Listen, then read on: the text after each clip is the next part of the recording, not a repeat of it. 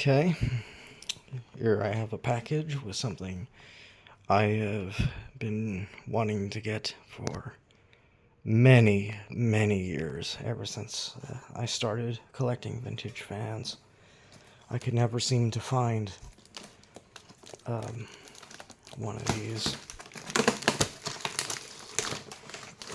See, it's a blue 3-speed Lakewood.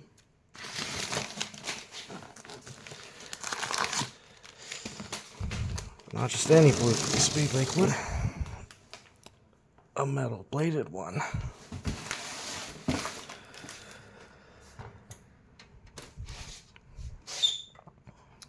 The back guard suffered some shipping damage, unfortunately. I'm probably gonna have to replace it. That color though.